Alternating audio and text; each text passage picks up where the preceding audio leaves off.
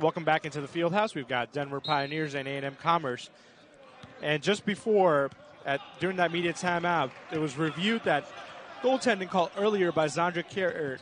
Officials decided to take a look at it, and as you can see, it was definitely a goaltend. Officials just wanted another look at it. They did so at that media timeout. It was ruled that it was, in fact, a goaltend for Garrett, as now we got Pop Weathers there passing over to Brewer, but it's instead taken by San Vicente, and it was correct there with a fast break opportunity. Comes up short. Agua came up with the rebound, and now Weathers driving, but not able to take the shot on that height disadvantage, and Agua now comes up with it.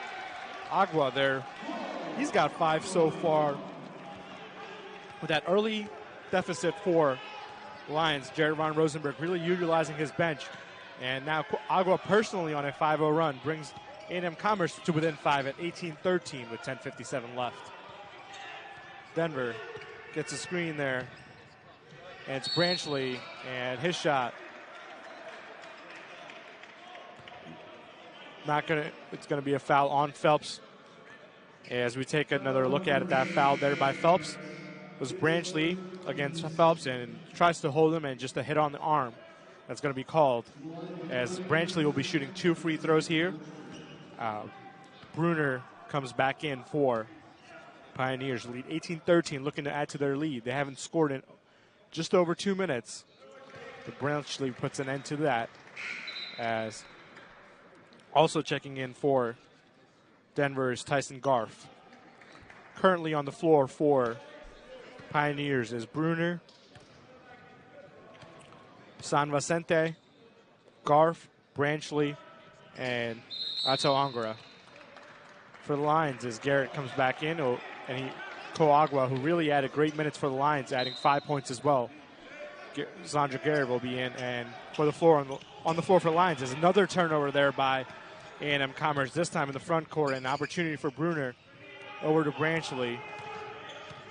Pioneers using a little bit of a press, and it's causing some disruptions as Branchley once again will hit to the free throw line. This time, again, shooting 2 free throws as Pop Weathers is called for a foul. I believe that's his first foul.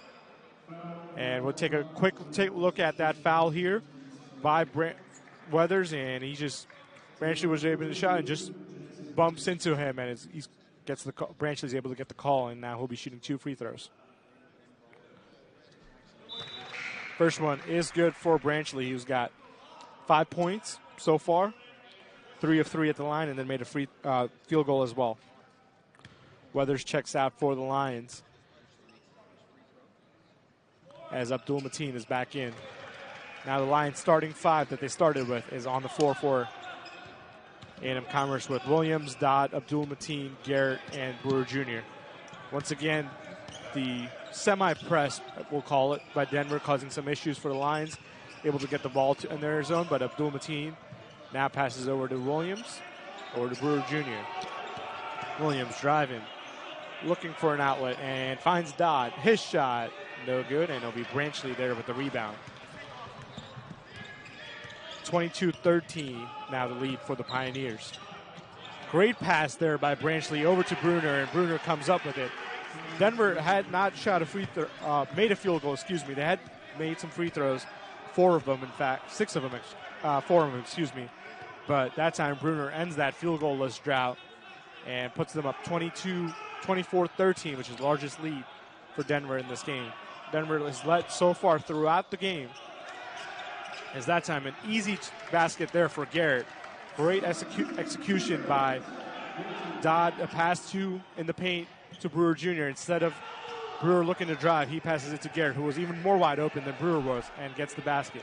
Now Lions using a little bit of a press to maybe cause some disruptions in the front court and get an easy basket out of it and really cut into this lead for Denver. It's now down to 9. Bruner guarded by Williams. Bruner driving. Bruner, his shot, good. Bruner's got 8 so far. He's taken 7 shots. He's made 2 of them and then made 2 free throws as well. As Williams now attempted a 3, and he's going to be called for a travel. He went for the pump fake. Doesn't come up with it. And it'll be a travel call on Williams, and Denver now. We'll take a quick look here at the call on Williams. He, again, pump fake, and I think he just took too many steps there after that pump fake, did Williams. Lions with 7 turnovers so far, just 2 for Denver. That's really been the difference as Bruner, that time blocked there by Brewer Jr. And now it's going to be called. Lions not able to recover and get into their offensive scheme as they stepped out of bounds. And we'll take another look here at the block. And that time, it was Garrett. From my end, looked like it was Brewer Jr., but it's not. It's Garrett. Great job by our replay crew there as Bruner is going to be foul on Abraham. It was really a 50-50 call there on Bruner and Abraham. The A&M Commerce bench that was closest to it, they thought it was going to be a charge called on Bruner. Instead, it's a foul called on Abraham. Now A&M Commerce with 4 fouls. So no free throws yet. Bruner checks out. It'll be Craig back in. Abraham back in for the Lions as well. Comes in for Alonzo Dodd. Craig over to Tynamo. Tynamo driving or posted up against Garrett. Tynamo. And that time, A&M Commerce thought there was going to be a travel call. Instead, it's another foul, this time on Garrett. And his first foul. And here we'll take a closer look to see if it was a travel. Once again, it could have gone either way. The refs going with the foul on Garrett, and now it will be 5 fouls on line. Still neither team in the bonus, so it will be an inbounds play for the Pioneers. Pioneers now over to Tynamo.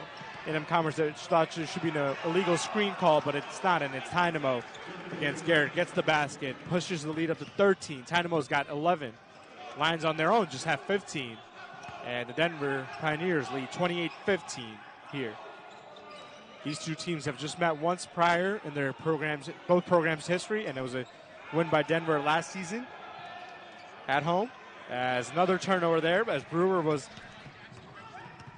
kind of jammed up just underneath the paint, and was looking to escape with the pass, but Branchley came up with it, and he's now got a little bit of a height advantage against Williams, and it'll be Branchley driving, going over to